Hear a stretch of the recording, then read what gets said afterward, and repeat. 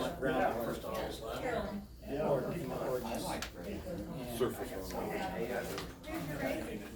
It didn't work. Yeah. I'm concurring. Don't lose that. Markers. Yeah. You wouldn't get a chop anything. And write it up. Or I do something stupid and buy more pounds. Yeah.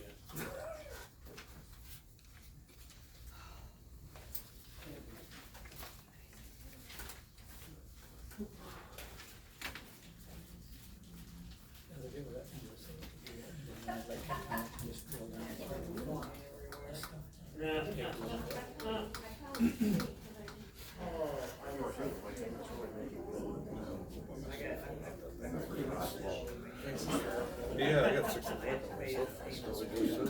Oh, I don't have it out. That's smart. Well, it's 6. Yeah, so. My cell phone says it's 6 o'clock, folks, so let's get started. I want to thank you all for coming, welcome you here, and why don't we start out by standing up and giving a pledge of allegiance to the flag over there.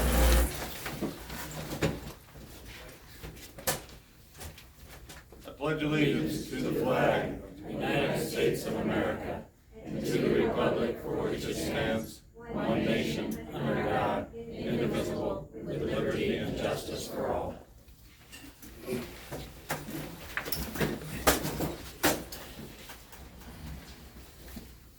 Once again, I want to welcome you all. Call the meeting to order, so we'll need a motion to approve the agenda, please, from the board here. Move the agenda. Second it. Then moved and seconded to approve the agenda. All in favor, say aye. Aye. Opposed, nay. Motion carried. We'd approve the previous minutes, but we can't seem to find them. Tavius is left on another job and can't seem to find them, so we're gonna just go on past that. At our next meeting, we'll have the minutes of this meeting. Opening remarks by the administrator. Bob. Thank you all for coming, really appreciate it. This board has been really great to work with.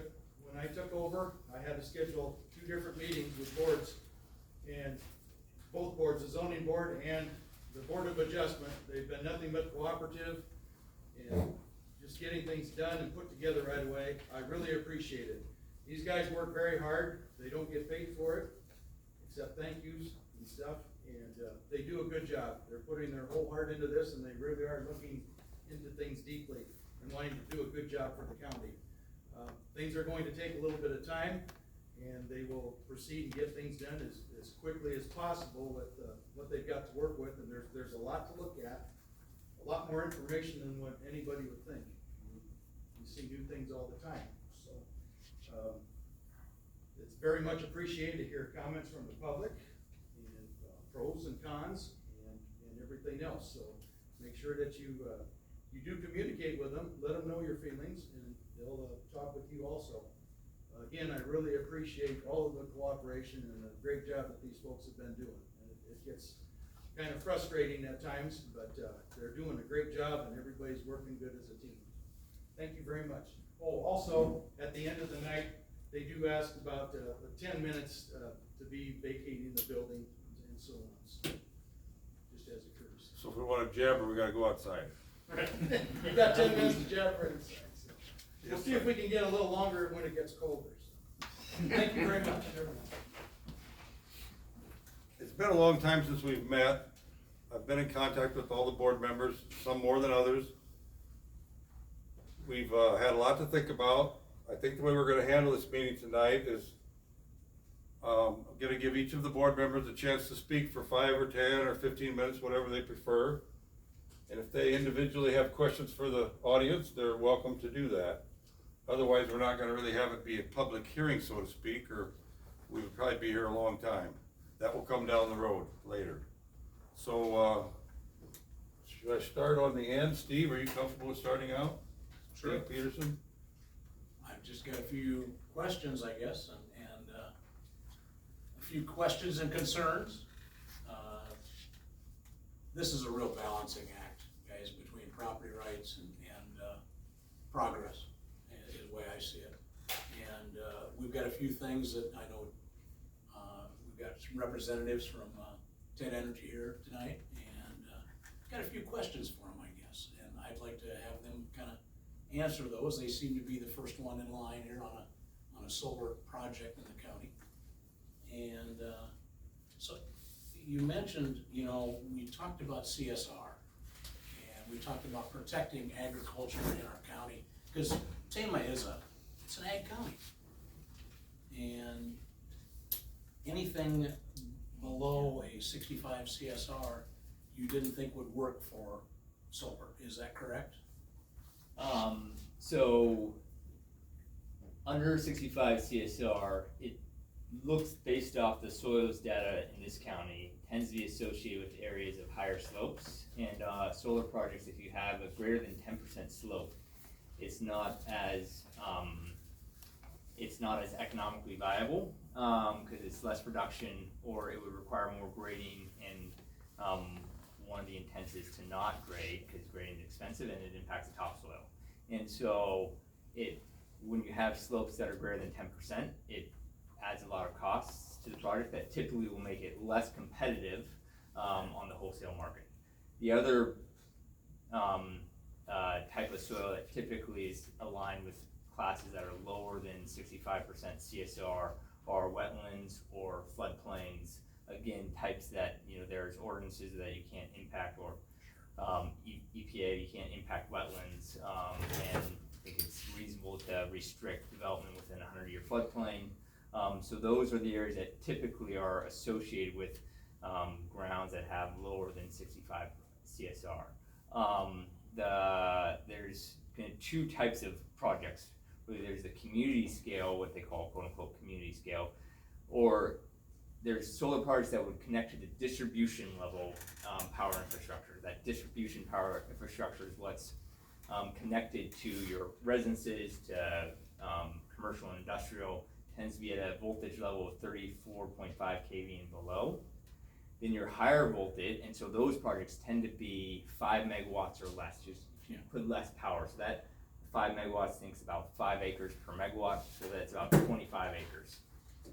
Then if you're connecting to the high voltage transmission system, bigger is better because the fixed cost of connecting is very high, so you have to have a larger size project to overcome that fixed cost if you're going to be competitive in the wholesale market. So if you're doing a 25 acre project, typically on those distribution level projects, there's higher rates that some states offer to incentivize projects to get developed. So those smaller projects may be able to overcome and may be able to find smaller areas of ground where it could work, and it's with ground that would have a lower than 65 CSR. If you're putting a large project together that requires, call it 500 to 1,000 acres, it's a lot more challenging to put together a project with enough ground that would be contiguous, where it would be competitive in the wholesale market. And now you may be able to find a lot of small discontiguous patches that you could put together, but that would likely have a lot more impact because you'd have a lot more surface area, you'd have a lot of connector lines. So based off kind of our internal analysis, the reason our project is sited where it is because that is to be competitive. Most of the areas where we could see a project to be sited within Tama County that could be a competitive project is on ground that has a higher than, on average, higher than 65% CSR. Now there could be pockets that are a little bit less, and I want to be careful not to say in absolutes, but typically yes, it would be very challenging to site a project in this county specifically if there was a large-scale project, if there was a limitation on CSR. I'm sorry, I don't mean to interrupt, Steve, but could you state your name and whoever else? Yeah, speaks, I'm please? sorry, and if it's helpful, I don't know if people could hear me, so I apologize. My name is Ben Metcalf. I'm the Vice President of Development for TED Renewables. All right, thank you. Go ahead, Steve. Well, and you also mentioned, that was one of the other questions I had was, where's this power gonna go?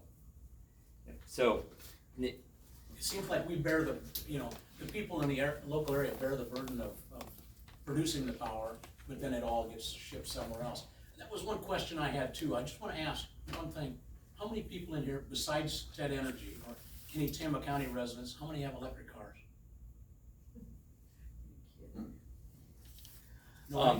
Okay, I just wanted to. So it's a really good question. There's two answers to that. One, there's where do the physical electrons go? And the physical electrons will go, they will go to where there's the nearest load. So if there's a light switch that gets turned on near them, if there's a path through the transmission system down to the distribution substation down to a home, that's where they're going to want to go.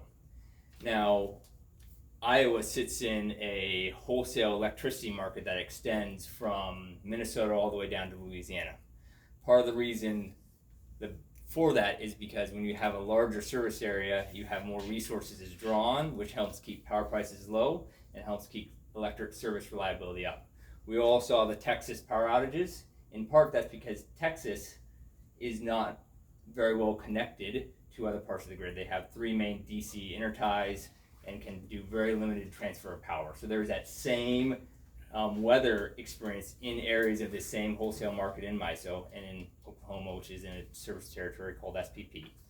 Those are both very large balancing areas. Because of that, there wasn't the blackout. So there are benefits that are associated with being in a large wholesale market. So now the question is, so that a lot of the power would likely stay within the central Iowa region area. Now, some of it may, depending on the topology of the transmission system, some of it may end up being consumed out of state. The majority of it would likely be consumed here. Now, the other question is who buys the power? Because that in part gets to who benefits from it. So to really answer that question, there's 2 parts of it. Is one, who will TED sell the power to?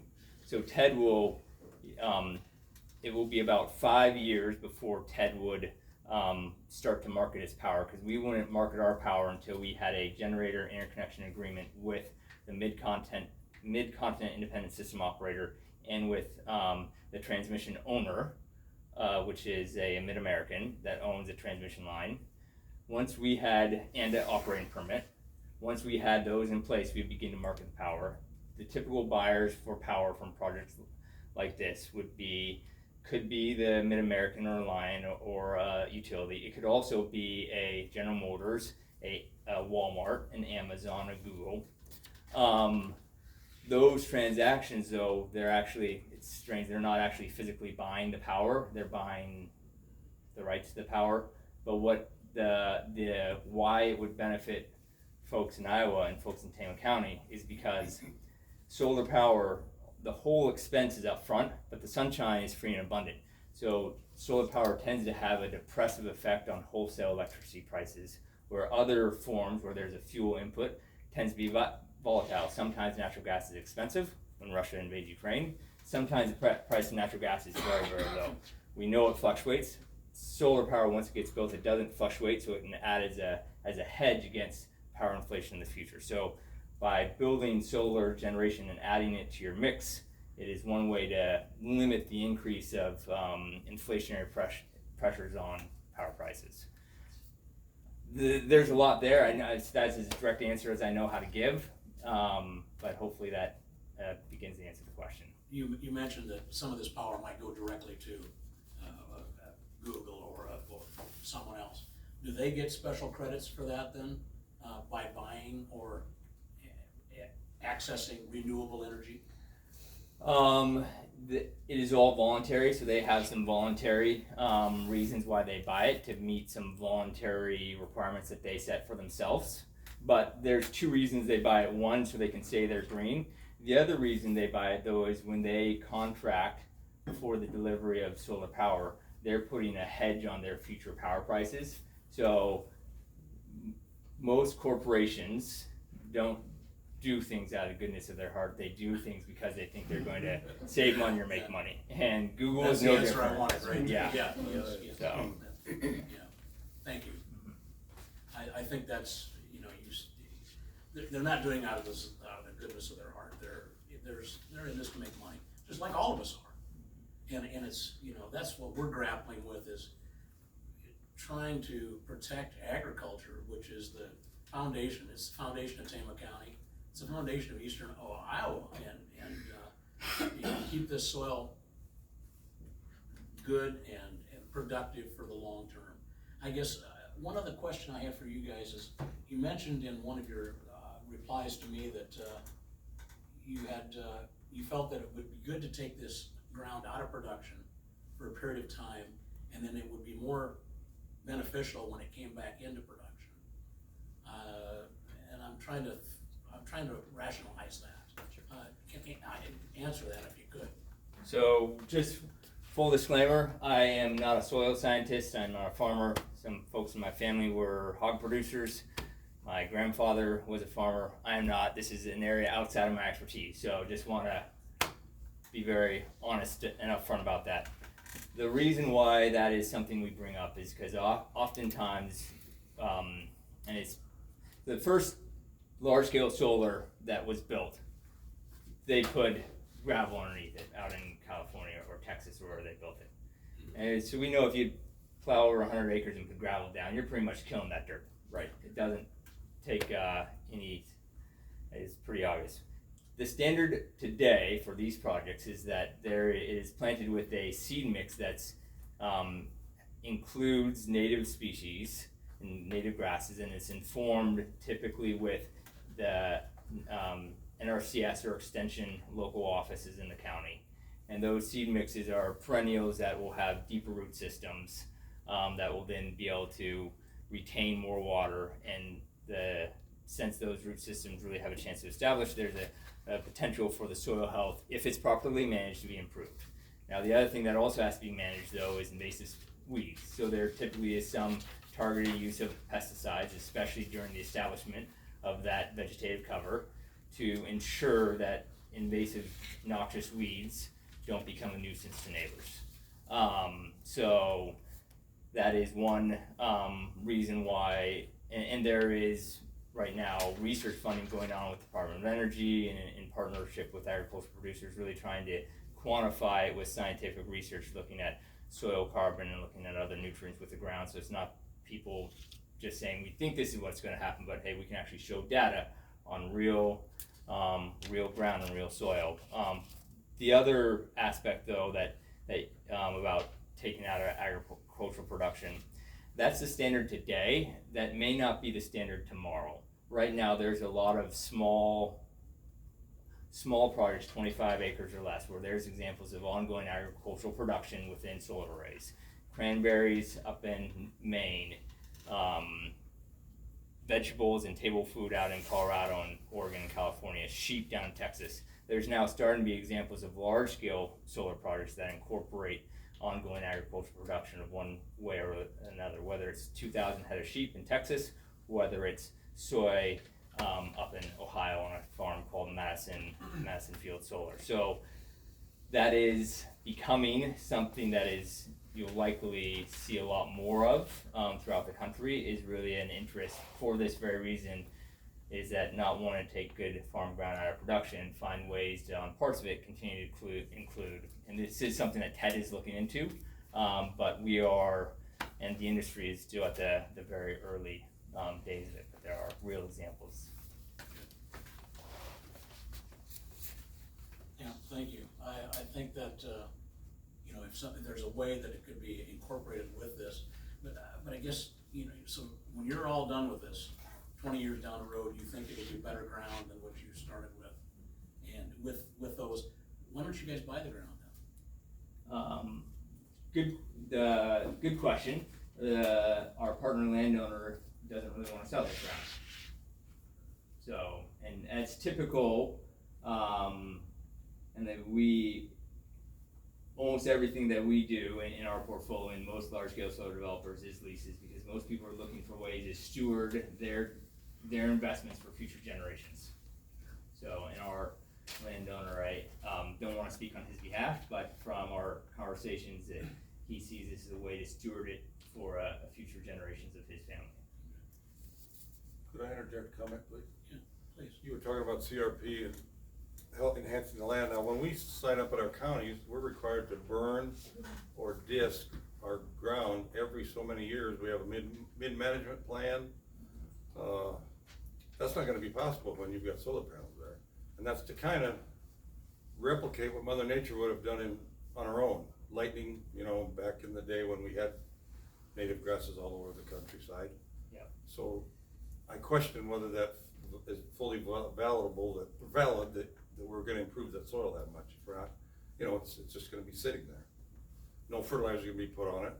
It's not gonna be plowed under to rejuvenate again or to break down that topsoil, that top vegetation. That's my comment. It's, Retaining carbon, that's the big thing too, and that, Steve, did you have more questions? No, that's the questions I had. But I guess in the end, it comes down to the CSR requirement is the big hurdle here though, isn't it, for you guys? I mean, that's, to cut to the chase. for this specific project, it would, it is a big, with the CSR limitation, this project would not be viable, yes. It is likely, now other developers might take a different view and they might get new technology where they could do it on 10% slopes, but it was likely that it would also be a limiting factor for other developers like ourselves looking at similar projects, at least with today's technology and today's costs. So what you're saying, it is possible other developers might be able to hurdle that 65 CSR and be able to make it work. I would say today that'd be very unlikely, and I wouldn't invest in them. But I don't want to estimate what could happen in the future. Right. So anything with the 65 CSR, do you think that'd be pretty much a ban on solar in the county, is what you're saying? From our perspective today, with today's technologies and costs, yes. Okay. And we don't see that changing in the future, at least in the near term. You brought up the changing technology though. I see technology advancing so dramatically in every other industry. The same thing's gonna happen in solar too, isn't it? So there's like, well, that's one of the amazing things about solar is the cost of solar from even 30 years ago has dropped dramatically because it's something that you can manufacture and drive it down the manufacturing learning curve. There is a technical limit to the amount of, again, not a physicist, so I'm over my skis here a bit, but there's a physical limit to what percentage of sunlight you can capture with a silicon solar cell. And we're not at that limit, but we're getting closer to it. So kind of at a point where there'll be more incremental gains. But I think where the real advancements will be is that the cost will just continue to go down. And as costs go down, that obviously changes the equation. That subject, we travel to Minnesota every year for a family vacation. It's not uncommon around that St. Cloud area when you're on Interstate 94 to see a lot of solar panels, and they are on some slope. A lot of times they're on ground that you can see is not highly productive. It's on, maybe I'd call it, it'd be wet in a wet year, but they're making it work, or they wouldn't be there. And they're expanding. And I don't know who's doing that, but they are making it work without obviously on prime ag land. Yeah, that's right, and 100% correct. And Minnesota has been very forward, they've been very progressive in their financial support for distribution level solar. So projects that are, say, 25 acres or less, they've been very generous into theirs because they've decided as a state that they want to incentivize above and beyond some of the tax incentives at the federal level, that they want to incentivize solar generation.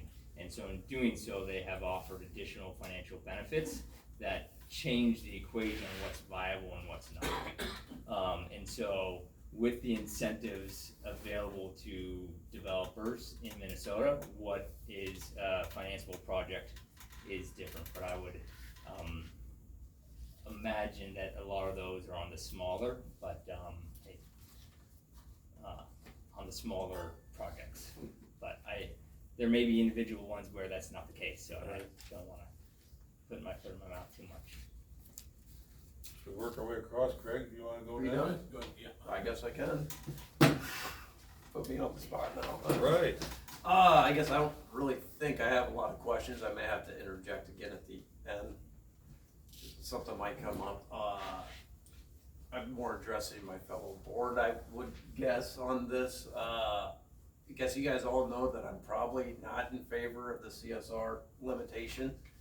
I don't feel that we should be telling people what they can and can't do on their private property. I have I'm a pretty small government guy, and unfortunately, I'm caught on the wrong side of this thing right now, and I don't really like that much. That said, yeah, I'm in favor of removing the CSR restrictions. I guess my goal is, and I told you guys in the emails that I think we can get this done in a meeting or two. You know, I know my goals are probably a little lofty on this.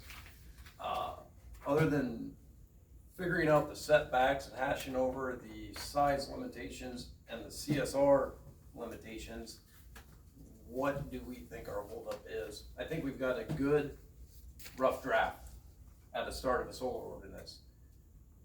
But I know you guys are thinking that it's gonna take a little more time than I'm thinking. I'm just curious what we should focus on to help move this process forward. I think I'll try to adjust that towards the end of the meeting. if That's all fine. right, if that's okay. That's fine. I'm just spitballing here. Yeah, that's so all right. That's all I really got. I might have to interject again, but The argument, you know, for personal property rights is a very strong and valid argument. And this is, like Steve said, it's a balancing act. yes. I have a lot of respect for Tim Capuzzian over in Benton County. He's kind of a neighbor of ours, and he used to be a state senator over for Iowa. I said, how do you respond to that? And his question to me was, where do your personal property rights end, and where do your neighbors begin? Think about that. Where do your personal property rights end, and where do your neighbors begin? Is it right at the property line? I mean, I've got neighbors just north of me, and when I need to haul manure in the fall, if there's a south wind, I don't go driving right there in front of their property line it's just the road to keep the smell from going over there. We try to do things out of respect for each other. And that's something that people have got to realize, that it's just not right there. I do what I dang please and you do what you darn please. We've got to be cooperating with one another. That's how this country was founded, on cooperation, working together. I think that's all I wanted to say on that. If Carol wants to address the board and the congregation. My class? Your class. Hey, you should be used to this. Well, I 7-year-olds, that's who I talk to. So everything I say has to be really, really dumbed down. I will start by saying that I am not nearly as intelligent as probably the people on the board. I live on a farm, I live on my family farm. 5 more years, it'll be 100 years old. I'm the 4th on it. I don't farm because my father never wanted my brother and I to farm. Thought there was not much of a future left in it for small farmers. But I have a great renter, and he has done a lot to improve my land. I wanted to start out and read this email from April, because I think this kind of sums up what you just said. The ordinance should not have ridiculous restrictions that prevent absolutely anything from being built. I agree. The rights of both the leaseholders and non-participating property owners should both be respected. There should be good communication and working together. And that came from Bob O'Coon. So I think that's what we're doing, right? Trying. All I right. think that's our goal. Okay. That being said, since I knew nothing about solar, because it's not my wheelhouse, I took the assignment very seriously. I tried to do a lot of research. And I might not have been asking the right questions, but I started by, as soon as school was out, I got on Google is free, at least to look things up, it's free. I just typed in solar energy experts. And the first thing that comes up is obviously solar companies that want to build. The next thing that comes up is solar organizations, and I did contact the American Solar Energy Society. I liked them because they were all women. I did. They did not answer me, so I no longer like them. Contacted them 4 times, 2 emails, called them, they dropped my call once, so I think they hung up on me once, and so I don't know if I wasn't asking my questions. So be it. I still like them. Okay, then it came up, the next thing was Carnegie Mellon University, the Wilton E. Scott Institute for Energy Innovation. I went on there, and this was May 29th, I documented this because I thought I'm gonna get some answers. You can go in there, you can type in whatever. I typed in solar experts, 25 came up. So I emailed all 25 of them, and 2 got back to me. The first was this woman who says, I'm not a solar expert. Well, it's next to your name. And she said, well, I will pass your email along. Got nothing. The next was Nicholas Mueller, who was also says he's not a solar expert. And I did say, well, it is next to your name. So he said, I will try and answer your questions, and if not, I'll pass them on. He did not answer my questions, and I don't know if he passed it on. So I don't know if I'm just not asking the right questions. So I spent the summer on YouTube and contacting others, people that I could, and led me over to TikTok. And once I got out of binge watching cat videos, they're good. I got on, I met a man by the name of Matt Randolph. He is a oil and gas expert, which has nothing to do with this, but he also knows a little bit about energy he talks about. And I just took a chance and sent a message to him, and I thought I won't hear anything, but I did. And he said, I have just the person you need to talk to, and he said, let me call him, give me your email. And within 2 days, I was talking with a man by the name of Robert Bryce. Has anybody ever heard of Robert Bryce? Robert Bryce is an author, he's a journalist, and he's been talking about energy for 30 years. And he's got a website called the robertbryce.com website, and I was kind of fangirling over that. He has a database called the Renewable Rejections Database, and it's kind of interesting. If you go on, he's been keeping this since 2015, and he looks at all the states in the nation and finds all the wind and solar ordinances that had some kind of rejection or something, like there's been moratoriums or bans or whatever. And so there was a few on Iowa, which was kind of interesting. I read a couple of his articles, and still, because I'm an elementary teacher, not a lot of it made sense. So, and then I know that they wanted to reach out and talk to us, and with school starting, it just wasn't possible. And so, Elias, is that you? Yep. So he emailed me with what he said, and I apologize for sounding the way I did. I'm used to dealing with 7-year-olds and parents, and we just I don't mess around. I just say what I need to say. So a lot of the stuff you did talk about was stuff that we had. You did have, and I highlighted because I'm a teacher, and I highlighted what I thought was the new stuff. And I sent that to you guys, and I don't know if you. I got it. Okay, so I do want to say that they've made some concessions of whatever the setback was before, 300 I guess, and up to 700 now, and so on and so forth, which I thought was that's good to be able to compromise. And I read a lot of articles. I read the articles I think you sent us. You sent us some articles this summer, or was it you? Somebody. I think it was, yeah. Yes. Both, actually. Yeah, I Did you covered vote it? Okay. Yep, I read those both, and then I looked for some more of my own. And I came across this article, and again, I just thought this was interesting because it kind of sums up what I'm thinking in my head.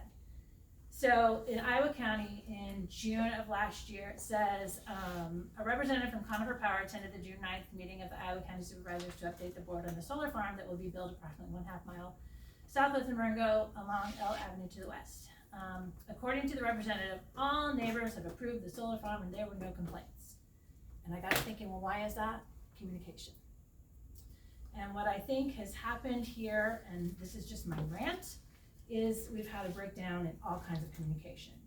And I won't name any names, I'm just gonna say landowner 1 didn't talk to landowner 2, and now landowner 2 won't talk to anybody else, and it's just a mess.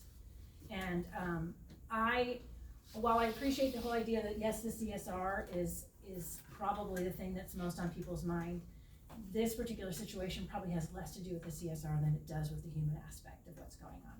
And I feel like that, I feel for that. One thing we do in school is talk about empathy, and I feel empathy for that because sitting on my farm, which is 80 acres, I own what's north of me and what is west of me. And if solar came in on my east side, it's fine, it's not hurting me. But if I had it if I didn't own the land around me and it was near me, I would probably feel differently. And so I don't know how, that's hard for me. I would have no problem if it was a piece of ground, and there, I was driving home tonight and there was a piece of ground, no homeowners on it, and it was nice flat ground, probably what you would like.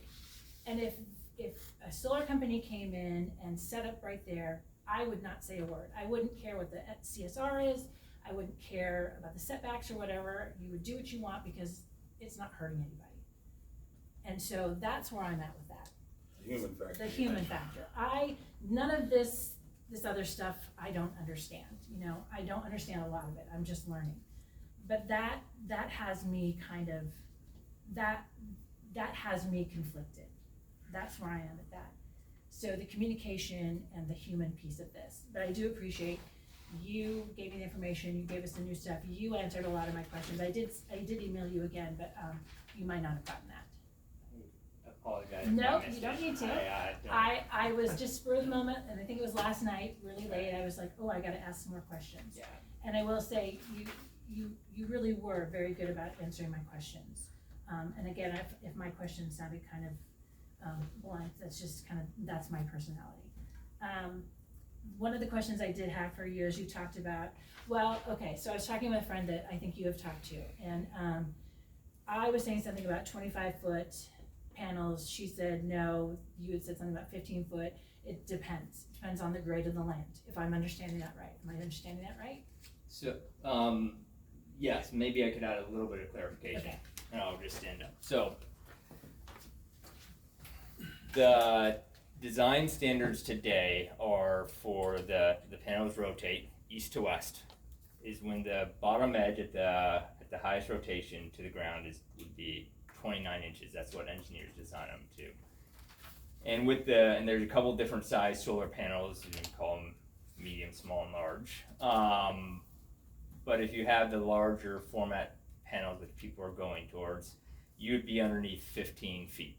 Now, if there's some undulations in the land, and so we're not talking about slope, we're just talking about some of the smaller undulations, you may have that on some areas be a little bit higher, so you may have your ultimate height be higher. And if the intent is not to grade, being able to allow you to vary the height of each pole so then your torque tube is level, 15 feet will likely work, but it may encourage a little bit more grading.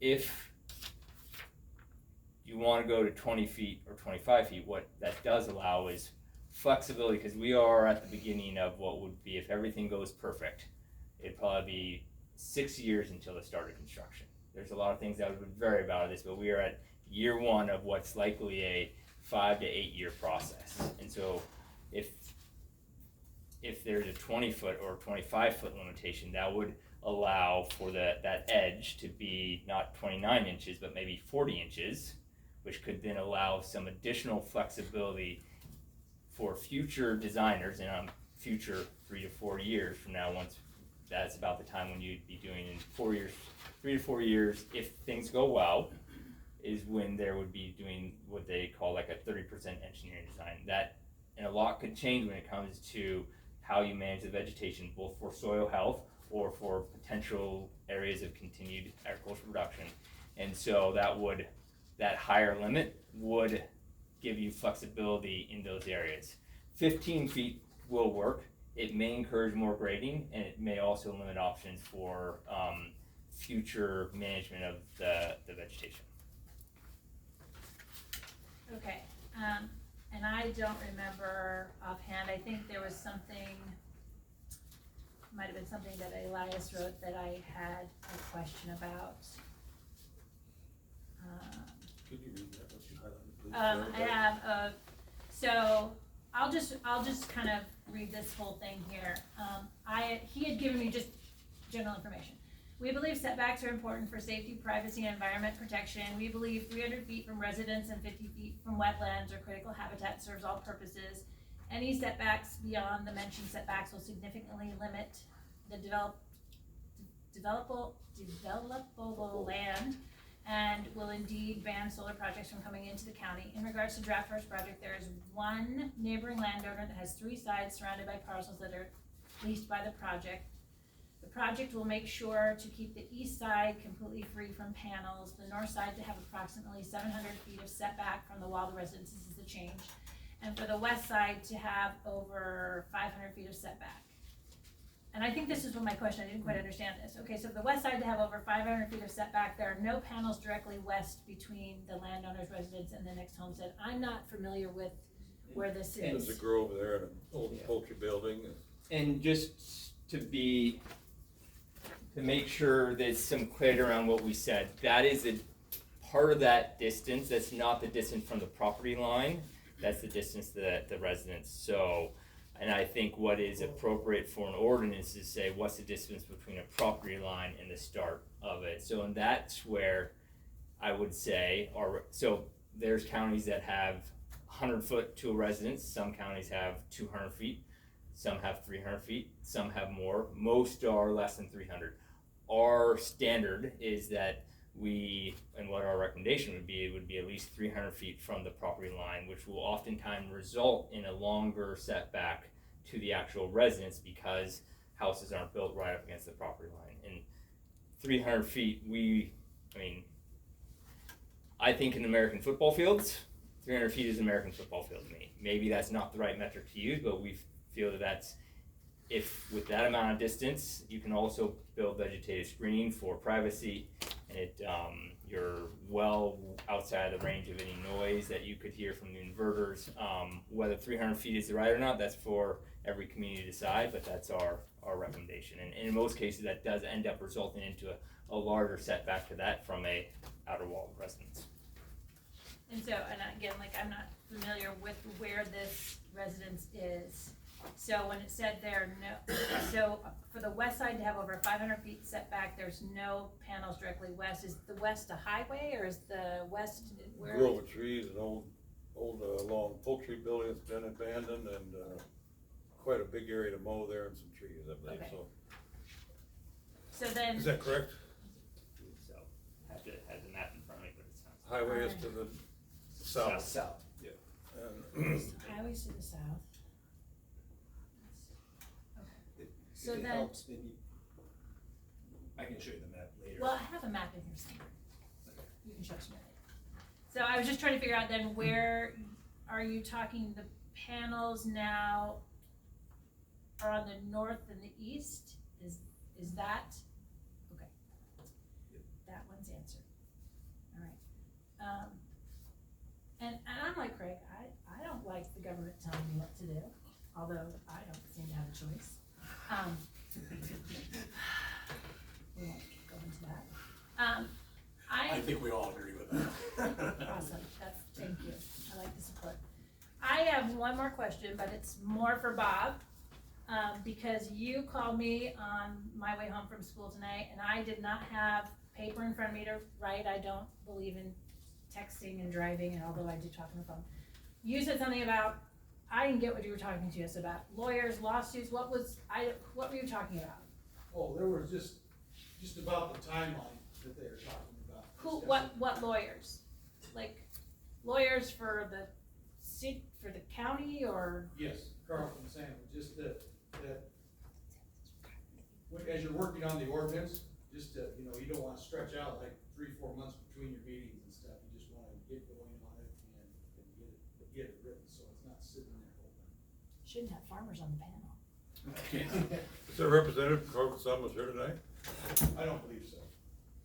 I was just curious, I didn't quite understand that. Yep, I was just relaying the message. Okay. So, yeah. I mean, we were handed this in February, and I knew nothing about solar, nobody did, and we were given a skeleton plan that said fill in the blanks. I can do that with spelling lists, but with a solar ordinance, I don't know anything about. I think we've done pretty good. Yes. You've all done a fine job, there's a lot to do, and you're doing just fine. I mean, It was just and I relaying get- the message that just keep it up. I It's been a learning get experience for all of us. that everybody is, people want their money, people want, they want their land, there's a lot riding on that. I kinda look at it like farming, you guys going into harvest, there's a certain time to get that done, right? Right, You don't rush it, windows, you don't rush it. windows. And I'm not trying to keep you guys from doing what you're doing, because I'm not against solar, I'm not against any of that. I would love for everybody to have a solar panel and a little windmill, and, I would love that. I don't know, I don't think that's possible, but anyway, I think that's all I have. It's probably That's good, me thank you. rambling and ranting. No, Appreciate it.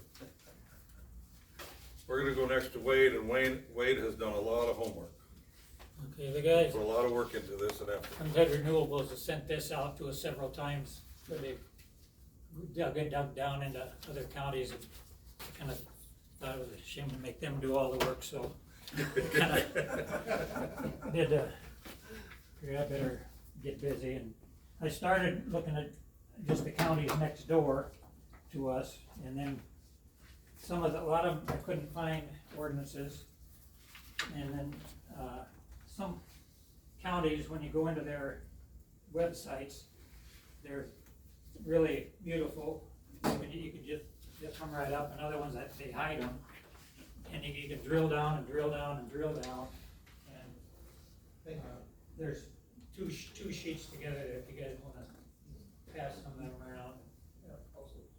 We can make 4 copies if somebody needs some. And my printer, every time I print something, I'd print 2 sheets and then it would jam, and I'd print 2 sheets and it would jam. I was gonna make a lot more copies for things, and then I got a bushel basket full of wrapped up paper. But anyway, when I did that, I found a lot of things in these, and I ran off a couple of things that we didn't address in ours. You know, I was just comparing some of the things, but some of them, in the 500-year floodplain, that's baloney, that can go out. But there were a lot of things about groundwater, radio frequency interference, and that is showing up in a lot more things, like even if building big grain bins and things like that. Radio frequency interference, inverters. And I worked and found we had large inverters for arc furnace melted, and those inverters can go from what do I want to say? Kilohertz up to megahertz in frequencies, and those things, if they're not well done, they could. If I walked out in the milk department with my cell phone, I went out and got a new cell phone. You know, that's what it can do. And my draft horse, if I go out there in the field to plow, if he doesn't have GPS, I got to hold on to the reins. You know, so and there were, as you go through, you find some counties have and address things that other ones don't. No vibrations. Some there have the way legal fees are done more. A lot of them have caps. There is one thing I'd like to address, and I want to appreciate all the comments and things that people have been sending out in and so forth. And one of them that I've gotten a lot from people, and I was under that impression myself, was that we should change it from ag zoning into industrial zoning for the taxes. And I was totally not on board with just the way the taxes are. Here's some just interesting. I thought taxes had to do with. Oh, I have 2. I'll take one. Okay. Had to do with, Wait, you forgot, Steve. I don't know, Here. how many of those were there? That's okay. We can share. I had a bunch of them, I thought. It's okay. My stack of stuff is getting, anyway, I went down and talked to Ray, our assessor, and it doesn't matter how it's zoned, it matters how it's used. And when I go online and I pull up stuff on Beacon and on stuff on different counties, I'd see whenever it moved from either they put up solar or something like that, it would immediately go into industrial, and that would have like zero taxes, and anyway, that's because that's how it's used now. And then he gave an example of up the road here where the FS is building the new facility up here. That's on ag ground, but when you pull it up on the website, it'll show it as commercial, not as ag. So the taxes are based on how it is. And anyway, these guys recommended that I was talking about another one to go see a solar farm, and the one down by Wapello in Louisa County. And I went down and looked at that, and that thing is amazing. But And I got to talking to the supervisor down there about taxes and so on. And, well, here's a few more of those. Oh, I just need those. Thank you. You guys are just interested. This is when I was looking up how taxes are, were, anyway, on the Tama County website. And I said how, and I looked up stuff on the internet. It says that when you install solar, that it isn't taxed for 5 years, and then, so I was assuming every time I pull up something on the county website, it shows 0 taxes on the land, 0 taxes on the solar, that it was because there's this 5-year thing. And evidently that's for like solar that you're putting on your house or on your barn or out the panels out behind the grain bins. But what he said was that solar isn't taxed, has no property tax on it, period. And the ground under it has no property tax for however many years it's in solar. What it is like an excise tax. And here, I'm gonna hand this out, and I dare you guys to read it and understand it.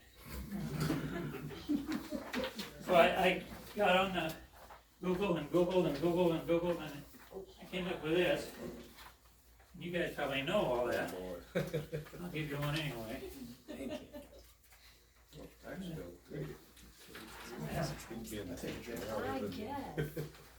guess. Any homework? We don't talk taxes.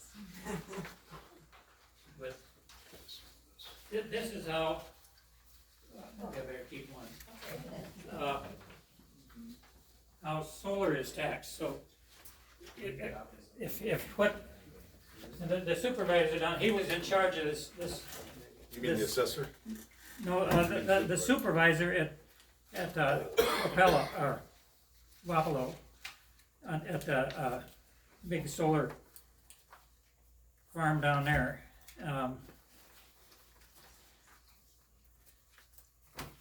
And he kind of was managing that one. Here's just so you know what we're talking about. This thing, and I kind of like that.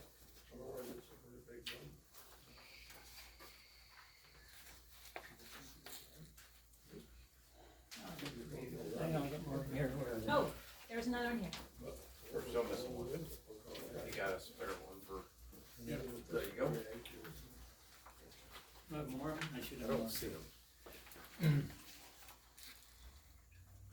Yeah, otherwise I count. Can you folks see all the, This is, 800 acres down there. And that thing, I mean, you walk in there and holy cow, I walk in, drive down. So Cindy and I, we went on a date, went down there, spent a day. It's a beautiful county like Tama County, just lovely.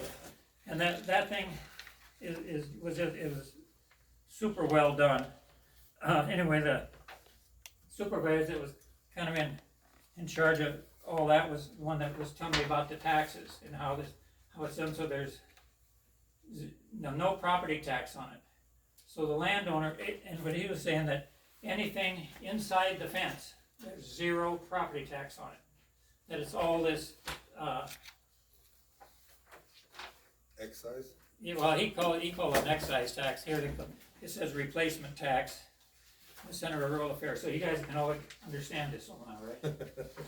Yeah. And anyway, so the property owner, as long as he's got a solar farm on there, doesn't pay any property tax. But he did cue me up to a couple of things. If there are, nothing inside their solar is taxed, but if you if they have batteries in there, the batteries have a property tax on them, and the pad under the battery, but nothing else inside. And he did also suggest that the point of sale, like whenever the solar company brings stuff in, that you make sure that the point of sale is in your county, so you get the sales tax. So I was looking this stuff up on the internet, and it says there's no sales tax on solar panels. So, but the rockers that they sit on and some of this other hardware and stuff there is.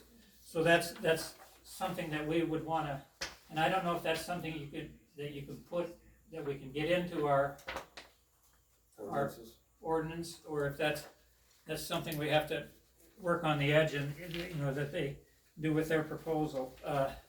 So I pulled that up in Beacon, and you can see that, and I'd really like, if we get time, kind of walk around this with you, with some of this. This is successful enough that they're building a 5,000 acre facility up at the north end of the county, and 1,500 acres of it, or 1,200 acres, is gonna be in the next county. Is that Muscatine on the north, and then the other 5,000 acres will be in this county. Now,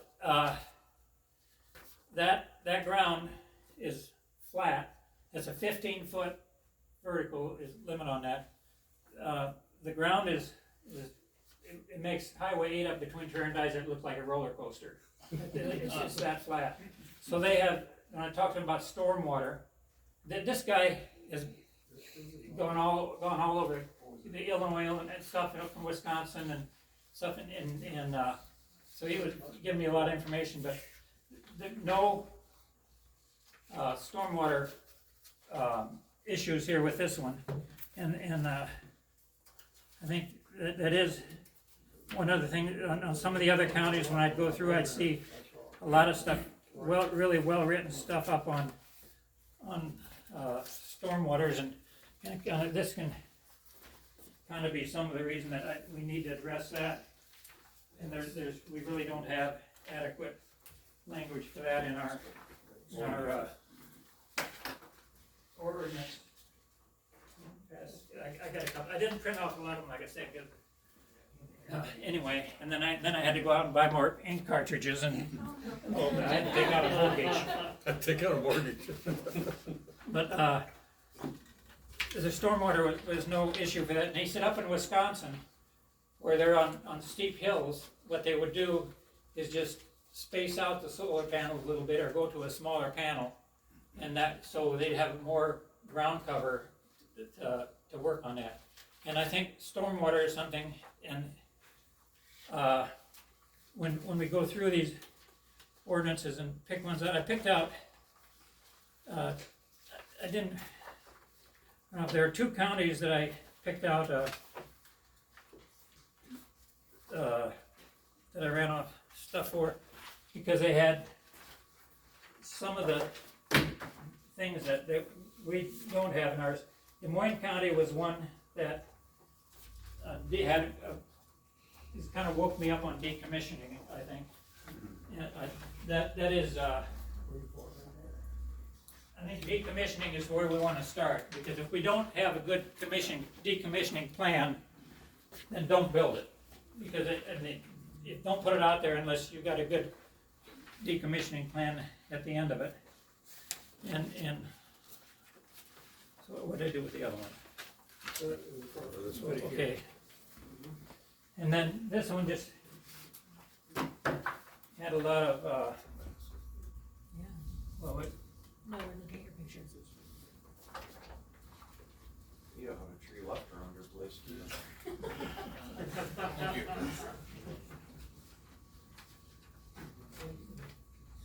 that's some of those. Other things that we want to address, and what I'd really like to do is next meeting that we say we're gonna get decommissioning done, and we kind of start at the bottom, work up, that we get it, get all the text and the information, the things that we need to do for decommissioning, and get that. We got to start getting stuff knocked out here, and if we did get the decommissioning done, and we got that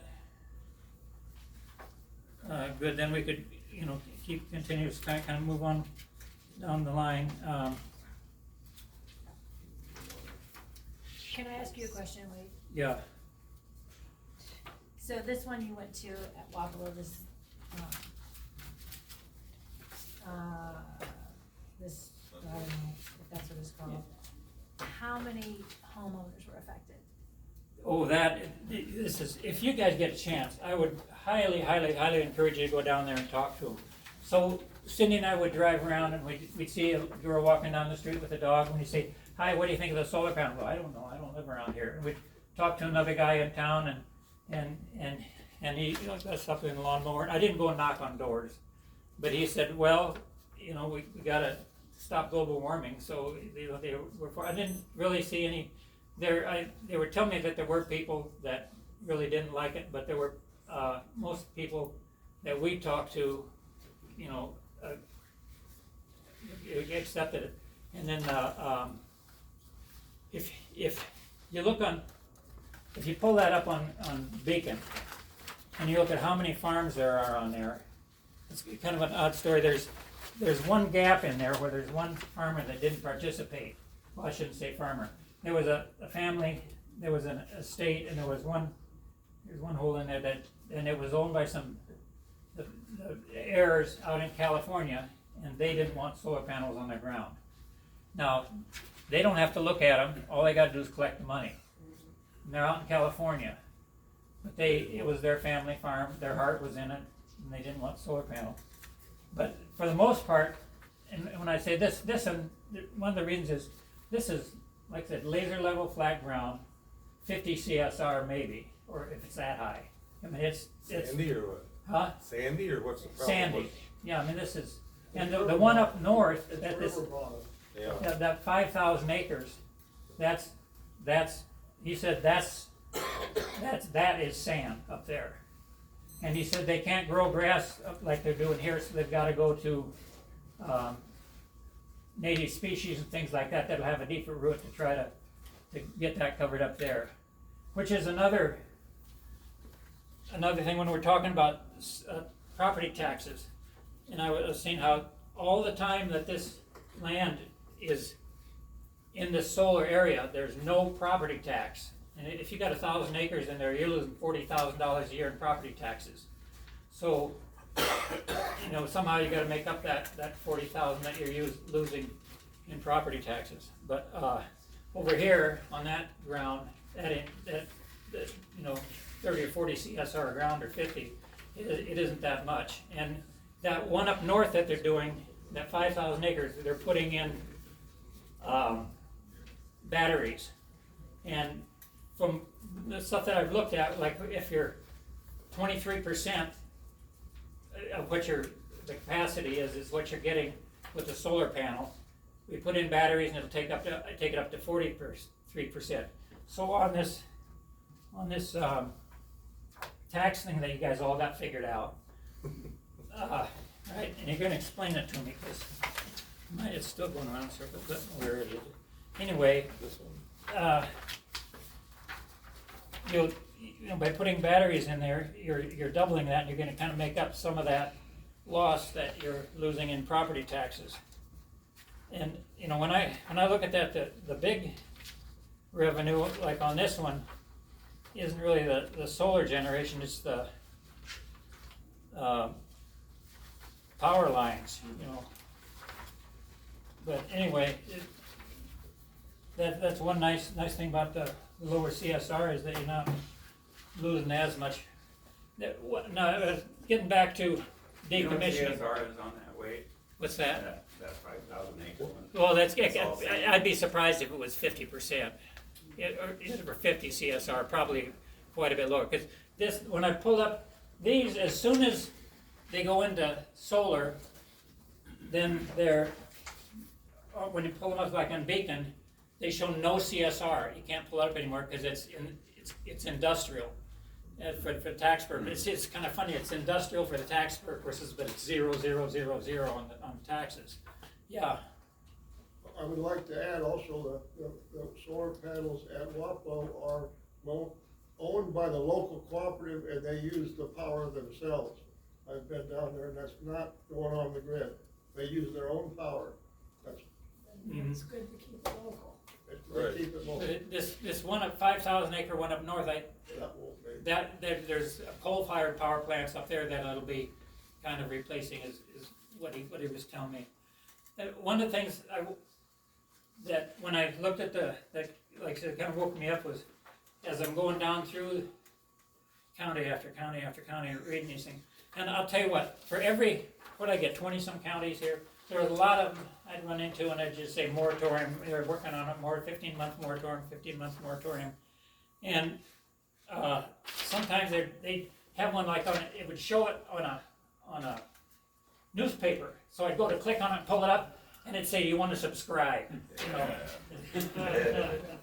So there's a lot, but the ones that I didn't get, I spent more time trying to dig on than the ones that actually showed up. Or sometimes I'd be in Calhoun County, and that'd be in Calhoun County, Georgia, or something, you know. So this is I think 99%. But sometimes when was going down through a column, I might have it slid over or something. But anyway, the one in Des Moines County that has text in there about like they want the bond, and every 3 years they got to refresh the bond, and if it isn't refreshed 120 days before the end, then they got 90 days, and then if it isn't done, then they go into decommissioning right away, bang. Well, they still got some of the bond left, and then you go down through different ones, and it was a lot of different things, and to me, a lot of them look like a lot of a hassle. If every so many years you got to come in and refresh this and everything, and one of these things these guys would come, I was asking them, like, why is Draft Horse LLC, why isn't it just Ted Renewables? And they said, because, well, down the road we might want to sell it. So they sell it to somebody else, and maybe these guys aren't quite as careful. It gets down to the end of the thing where it's worthless, and they don't renew the bond because it costs too much or something. So I think we really gotta make sure that this is covered. So if these guys sell off Draft Horse and the next, and that's another one of the other things that I saw in a lot of the ordinances, or that what was that if you go to sell it to another company, it has has to be approved. You know, they have to come in and show all this stuff before you transfer the rights to another company. Anyway, I wanted to see what one of these decommissioning statements from the engineers look like, and working with the guys down at Wapello, or I'll say it wrong or right, whatever. And he was, like I said, really good to work, and he turned me on to another guy that turned me on to another guy, and it got a decommissioning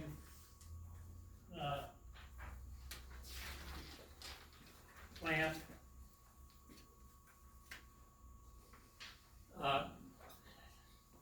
And I read that, and I did a double take. I couldn't believe it was so cheap. 800 acres to decommission it, to tear down. There's no way I'd want to attempt to do it for that, but that's what it is. So that's what the bond is, and it kind of describes it, taking it off. And this is kind of assuming a lot of stuff, like it's they're going to tear these things down and head down the road with them, but it doesn't say anything about the cost of where they're going.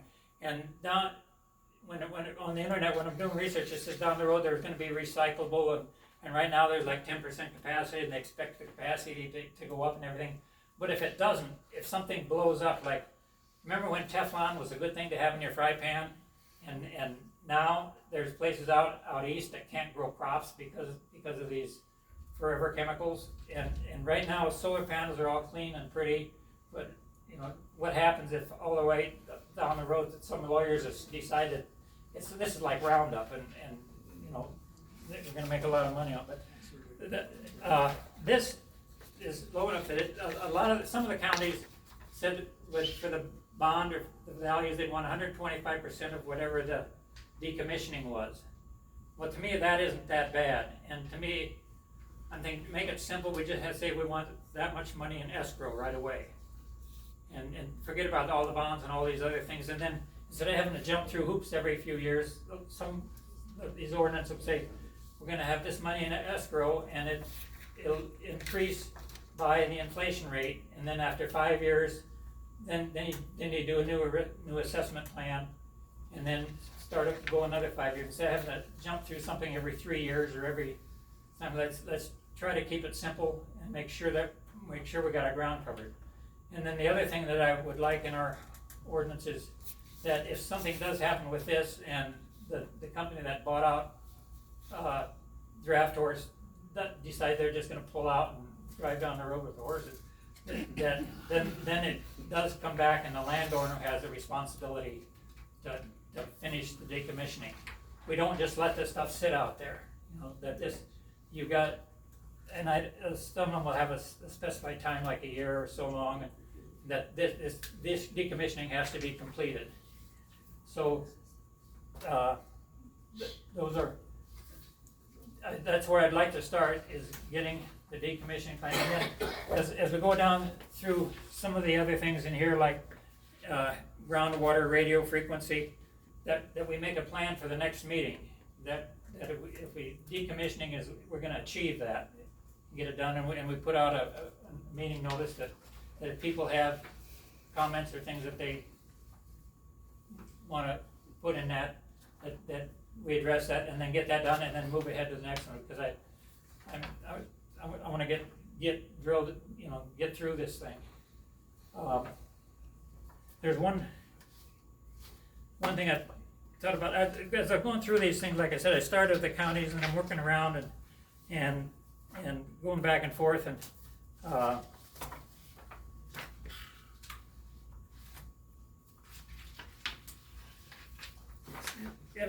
so many counties, I only printed out 2 of them, and if you want copies of them, I've got them all in PDF files. I could email all the counties that are on here to you in PDF files, and then you can print them on your printer. Yeah, maybe we should refrain from killing any more trees.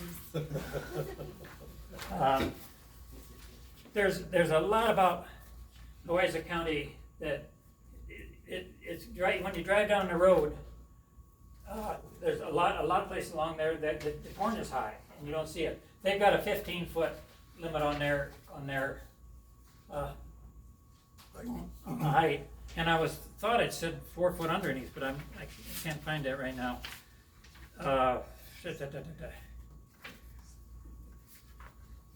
One thing I think that I hear over and over and over is private property rights, and I'm going down through these things, and I got them done, and then I came back, and so I started at the beginning with Adair County, and this must have been an early one or something like that.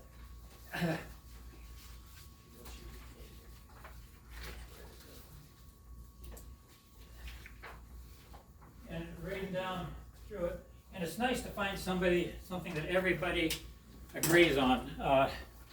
Private property rights.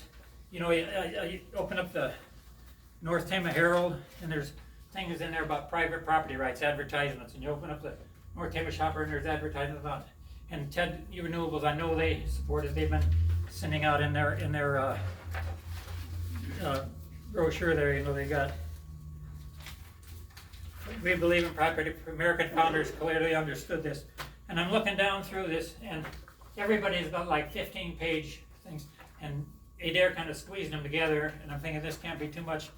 And I get down here back to the last page, you know, section 6, and I'm reading, and you kind of come down through the setbacks, and they're kind of interesting, and then, you know, ground covers and stuff, and I get down to section 6, miscellaneous, condemnation waiver, issuance of a utility scale solar energy system construction permit shall be conditioned on the permit holder's enforceable promise, supported by the consideration of the issuance of the utility scale solar energy system construction permit.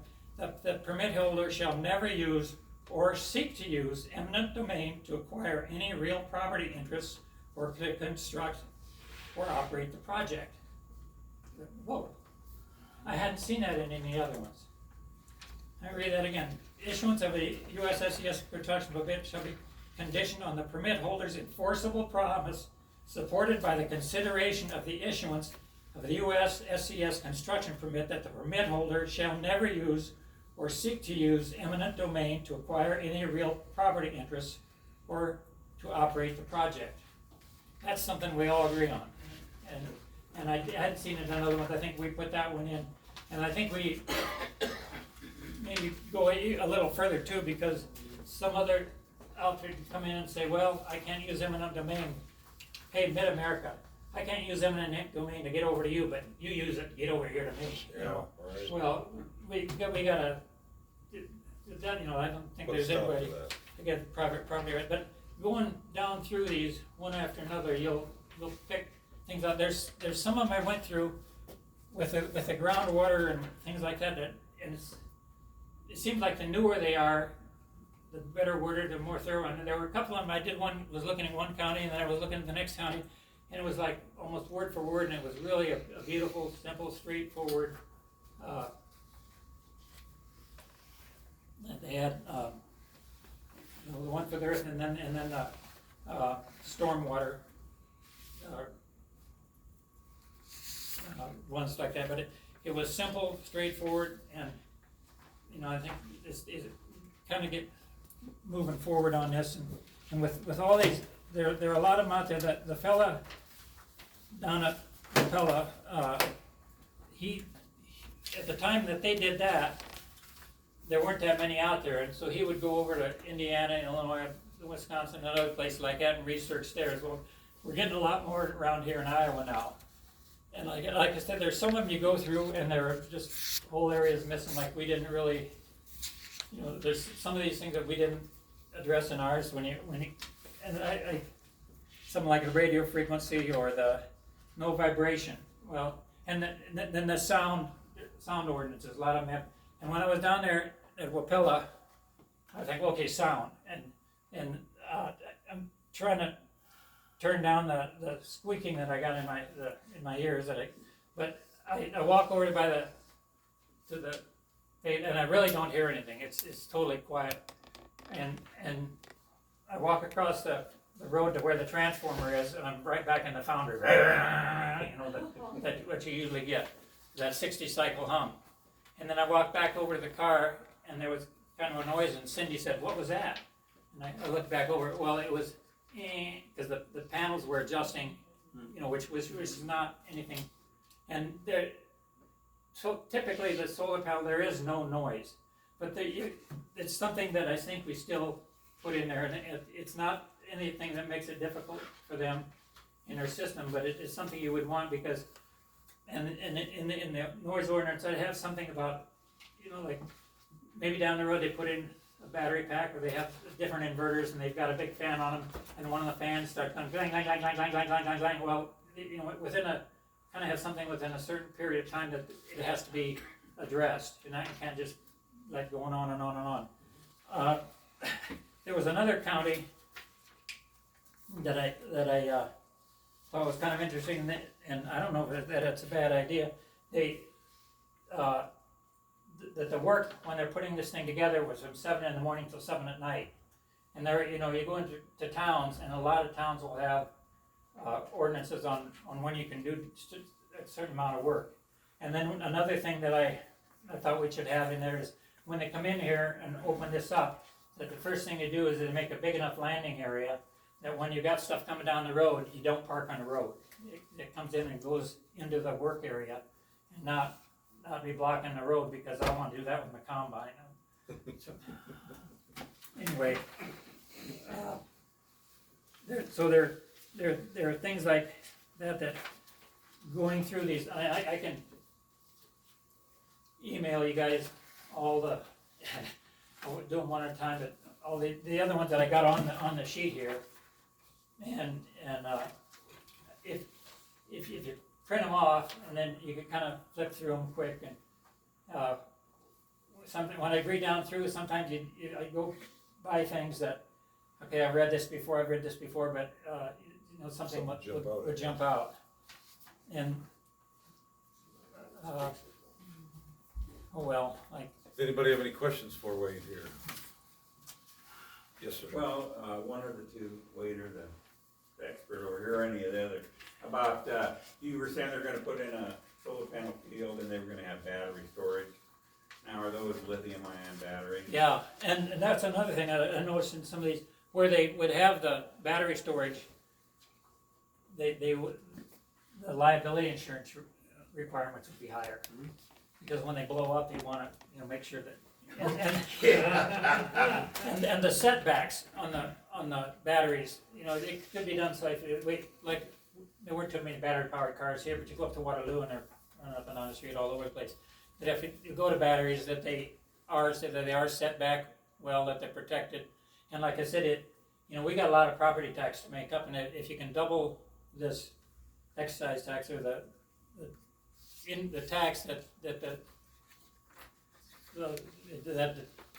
solar does pay, if you can double that with batteries, and that is something that maybe you don't want to outlaw, because right now it's a pretty thin. What it looks like to me, it's a pretty thin margin between what you're losing in property tax or what you're gaining on the solar, unless you're down on the lower CSR, so you're not losing so much property tax. I have a question for Wade. Hmm? I have a question. So I didn't know if you were just saying that's what Wapello project was doing to counter the loss of property tax, or if that's what you wanted to do here was to bring in the one they storage, battery storage anyway. have down here, did I, you can have that. On that, I think that was a picture, that's a picture of it from, go on Google Earth and drive around, and, well, see, I don't know if that's, sometimes Google Earth is not current, but, the 5,000 acre one, he said was gonna have battery storage. And that one, and he was explaining to me the same thing, that you go from 23% efficiency up to 43%, I don't know how that works, but, cause it seemed like there's only so much sunlight, but it does double it, so you are doubling and he called it an excise tax. Well, I just I know that separately it has been brought up in supervisors meetings to ask the zoning board to create a battery storage zoning ordinance to prevent bringing in battery storage into the county.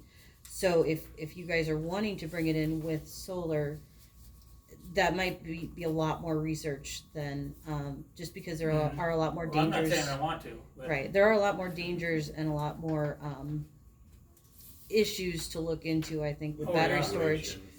They might evacuate you from your livestock on your farm. Right, yeah, and then like I said, when you look at the ordinances that do address battery storage, the setbacks are a lot worse, the liability insurance is a lot higher, there's, and then, down the road, if I homes on the Tama County landfill, I don't know what might turn me around. I think the context was more in with all the wind projects ordinance we were trying to update, and that was when ITC was coming through.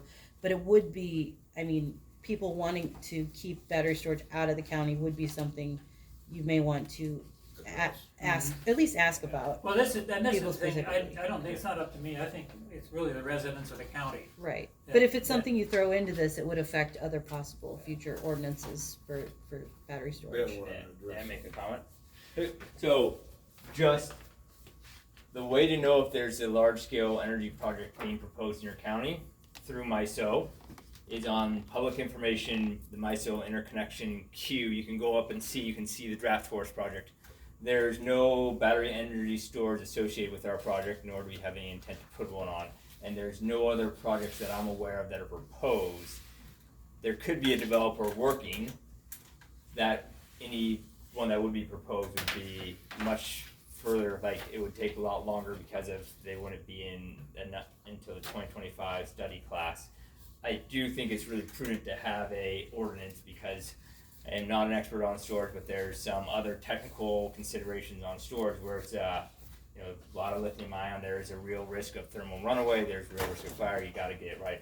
My recommendation would be to put an ordinance on storage, get that right. I would say put them separately. I've seen them work best when they're done separately. But today, no one is proposing that I'm aware of large-scale battery energy storage in the county.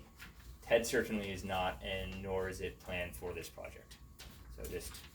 But I do think it's a very valid ordinance to update as your ordinance update other ones. God, I didn't think we'd agree on anything.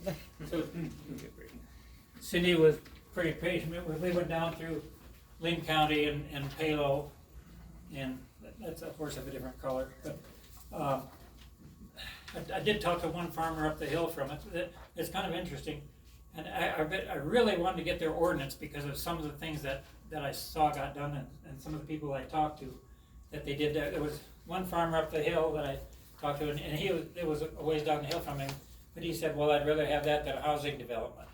And then there was another guy that was kind of up the hill, and they had come in and put evergreens all around the edge of his, it was kind of like the edge of the farmer, but his big yard there. They spent $56,000 putting in these evergreens. And he said the county told them they had to do it. And several of these evergreens died, and they came back and re-put them back in. He said, well, you didn't worry about that. And he said, yeah, the county said we had to. So they put these in and they watered them, $56,000 worth. And that made me really want to see the Lynn County ordinance. But that's when I drilled down and called and talked. And if anybody has it, I'd like to see it because I'm curious. When I drive around there, there's places, and that one, when we get to things like stormwater and stuff like that, there's some examples there that we don't want to repeat. I got this one. I thought this was kind of sweet up in Blackhawk County, and it's interesting for a couple of reasons. Right across the road, there are houses, and I wanted to stop and talk to people there and get their take on them, but it's kind of tucked in just on the north side of Airport Road. I don't know how many of you have seen it. It's a nice little 20-acre solar field there. And one of the things that stands out about this is it's owned by Mid-American Energy. And of course that's 000 property tax. And if you look at your old transformer and stuff like that, all that was 0 property tax but one of the things about this, it's owned by Mid-America. Decommissioning down the road 50 years, if they decide to take it out, you don't have to go, they're going to be there, you know. So being that it's owned by Mid-America and you know, they can't sell it unless everything else is, the ordinance for it wouldn't go along with it. So that really makes decommissioning simple on that one. And I looked down the road for it. I think the stormwater was well managed on it. We just had an inch of rain, and I didn't see runoff. There's a cornfield below it on that side. On this side where the water comes off, it was all grass under there. It was spaced out nicely, and all the solar panels were in order, facing the right direction. And where the waterway would go down into the field, it ran down. And it's one of these that goes down and flattens out into the corn, and it wasn't washed out and everything. So I thought that looked pretty good. But then Laura's got a question for you. I actually have a comment for you. Wanted the Lynn County ordinance for screening. It says a landscape buffer may be required if deemed necessary by the Board of Supervisors. So they must have included that when they approved the project, because it sounds like it says requirements. Lynn County will require any solar developer to meet specific requirements and submit documents detailing. you have the Lynn County ordinance? Yeah. Could you email that to me or something? I can send you the link. Yes. Huh? I can send you the link. Yes. I think I have your email. But then, and when you're sending out, we're driving. Go ahead. Well, I'd like to say too, that airline highway, that's really low CSR there too. I mean, you gotta keep in mind, that is very low CSR, that's sandy area there too. When Cindy and I were driving down to past Oak Grove in Iowa City, there were a couple more little 20-acre ones like that were also owned by a utility company. And it was the same kind of, they were kind of tucked in back off the road. They weren't that bad out of the way and everything. And the same thing for that, the decommissioning for them wouldn't be an issue because they are part of the utility. So he's gonna make me sit down. Thank you, Wade. As you can see, Wade went through a lot of work and trouble, and we appreciate it. Let's move on to our, before we close, November meeting. Does anybody have a comment here on the board yet? Does anybody have a problem with mid-November, since harvesting will probably take till the first week or better of November, depending on the weather? Could we set a date for mid-November for our next meeting? Does anybody have conflicts they wanna put out there? All I've got is a Monday night, I got a obligation, but other than that, this is what is today, Wednesday? You wanna pick a Wednesday in the middle of November, roughly? As long as we avoid the first Wednesday of the month, I'm fine. Should we go to the second Wednesday maybe, so we don't get into Thanksgiving? Should be fine. Does anybody have a calendar that would tell me what the second Wednesday of the month is? Of November, 13th. November 13th? It's on the wall, Very good. right behind him. I'm looking over this, So we're doing 6 P.M.? 6 PM, November 13th, sound good for people? Should be workable. That's a Wednesday evening. Yep. We hope we'll all have our grain in the bins and by then. You don't have to teach your, Parent-teacher Conferences by conferences are over by the first week of November. If we good. could all review the decommissioning, and we could come and get one set and done, and have that, you know, accomplished before the end of the meeting, and then maybe start in on things like, something like groundwater, Do you see decommissioning and financial security kind of hand in hand, don't you? or, yeah, The money that That'd be needs to good. be put up ahead of time, escrow or whatever. right, yeah. Alright. So you want Did that you look list over the of cost of this? decommissioning and The cost he has in here, they look awful cheap. That's what I That's thought. That's all that, yeah. For 800 acres, I mean, I'd go down there, I looked at that, and, so that's something we wanna do, and in their ordinance, Can we consult an engineer? Can we talk to someone that would be able to give us some actual costs? Cause I think this looks awful cheap. And what if they can't get someone to take up that contract for decommissioning? Exactly. and Right. That's there. the Wayzata County ordinance, the one where this came from, an estimate of the decommissioning costs certified by a licensed professional engineer in current dollars, the engineer providing this estimate shall submit to Wayzata County zoning administration for review, and all costs associated with engagement shall be borne by the applicant. But like I said, you know, if you go out there shopping and find an engineer that's, you know, get you, that's That's something. 4 years ago though already, 5 years ago already. Yeah. You know, Right. And look at the inflation we've had since Right. then. Right, so, that is something, we do want it by a certified engineer, but like I said, that one, I couldn't believe it when I saw it. Yeah, I thought that's awful cheap. But this is the text that we gotta get right, Yeah. and I'd like to get it done, you know, cause, I had a note here that Des Moines County had 3 times the cost of insulation for financial security, is that correct? 3 times the cost of installation? they, Does that sound no, right? Where's Des Moines County's at? Well, I can answer that between now and then, okay. between our next meeting and now. What other topic should we cover? I mean, we've got drainage, setback, site plan, size, CSR2, road use repair, tile repair. How many other ones do we wanna tackle after we tackle decommissioning financial security next meeting? I think if we, Cover that, that's enough, you think? well, we cover that, but then get started on the groundwater and Alright, so we research that, and then research the groundwater and stormwater. There are a couple different things, and when you get into that, there were a lot of things on hazardous chemicals and things like that had also to do with the ground. Kind of, like the stuff that they clean the solar panels with and things like that, in some of the ordinances. So I just want to encourage you to read the ordinances. And I don't know if we can get all the way through the groundwater, but if we got through decommissioning and then got started on the. So Wade, would you like that listed for the agenda then, decommissioning and financial stability and security? And then, also start the discussion on groundwater and stormwater. Right, and depending on how much information we get, it'd be nice to knock it out too, you know. Yeah, but I mean, it'll go on, but I mean, those 2 items for sure, I mean. Right, especially the yeah, I think we gotta start walking through it. Yep. And some of the things like setbacks and CSR, I'd like to leave that in. If we got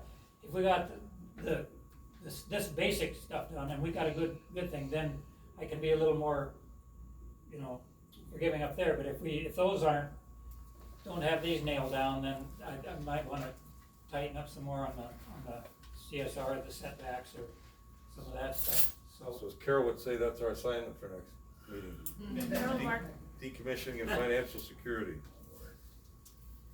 I don't give homework in second grade. We've been here an hour and a half, I think we could call this meeting to a close. Does anybody have any final comments before we ask for an adjournment? There are people that email that aren't sure that we're getting your stuff, we are. So, and I gave Bob a list of people so he'd know, cause then he can let you know, but we have gotten all of your emails. That's what all that is. And I do usually send a response letting them know that I send them to you guys.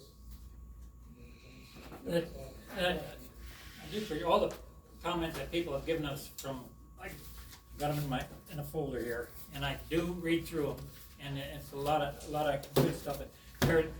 That's where things like the taxes and how they are, I wanted to get that straight, and then as we go through some of the other ones that address things that people have put in there. We all appreciate all the comments and stuff that come in, because start reading through that, and see things that, that's what it takes, is the whole group and everybody to work together, and it's nice to see all they come. Takes a village, as they say. Is there anyone on the board want a motion to adjourn? I thought you were going for it. No, go I'll move to adjourn. A second. Then moved and seconded, all in favor say aye. Aye. Opposed, nay. Motion carried, we are adjourned. Thank you everyone for coming tonight, for your patience. Email. Thank you very much, everybody. sent you those links last time you asked, so I don't know if it had stuff in there. Lynn County? And Butler County, and DeKalb County. So I just resent that email. How do you calculate? Right, right. I know. Just stuff that I would. You can send it to me again? Well, I can multitask. So yeah, there's I don't expect me to remember. well, so yeah, it's the income that you would ask for DeKalb County. So if we say a hundred before, you've already got yes. Yep. you don't want to say a hundred. And no, we got it. I've got them on my computer and they're in my phone. When you started tonight, I thought maybe we were first draft, but we had Yep, got it right here. No, No, the other way. And it has 6.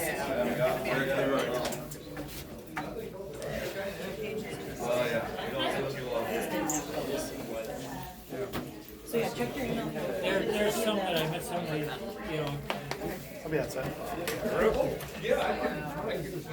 Unless they got some letters, but I just.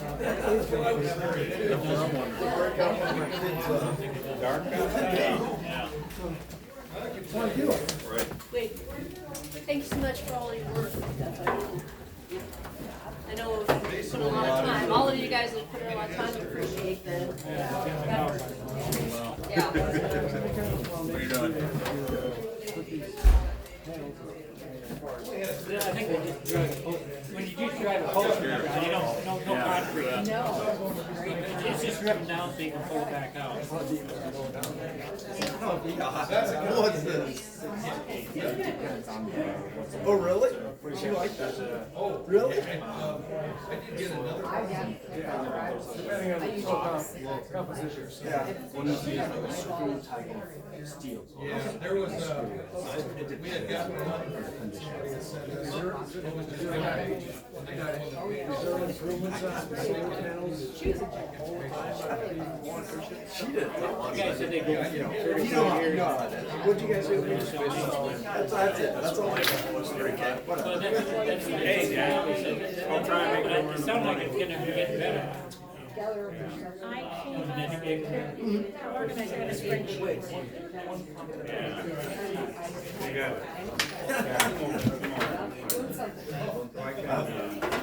You guys prepare for doing everything wrong. You've been down this road, right?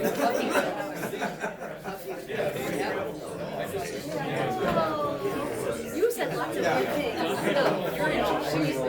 That's good, that's what that's good. And I think she had fun. It's like $20 twice a year. Those are the private citizens, and then, yeah, the two farms, we got them. So we do 10 and then 2, and then we got, Yep, she tries. They have,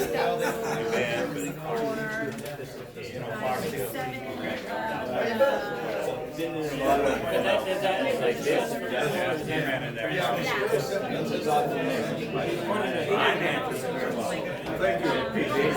Appreciate you. Yeah, I think so too. So this one, 270. Yes, yeah, in fact, he said it was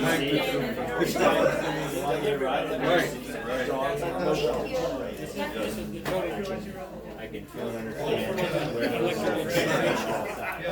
And this is delivery. If there is any time that, I did send you a video. The language, but Gotta look at it. it doesn't go. No, it's okay. I'm chopping silent, Maybe come back with We'll some circulate that more information broadly, because it's, The difference it is between the story of a the project. delivery versus what generated. Okay, yeah. Okay. It just got approved from the Public Service Commission last year, was a project that we have been started. We have the actual number that will go to the county, so I can also share that. So, Yes, that would we're be. still actively involved. But it's just a good example of what you're kind of seeing our involvement. Well, I wouldn't have done it if you guys hadn't come up with it. What does that You look know, like? you sent that out, and then you sent that out again, I thought, And then okay, you guys are also- gonna give me that, you guys put in so much work. And I'm gonna get. Character reference on us. And I wanna get We've started. been through this for some, is that the video one? I had time, I'm not. Check out 4 o'clock or whatever.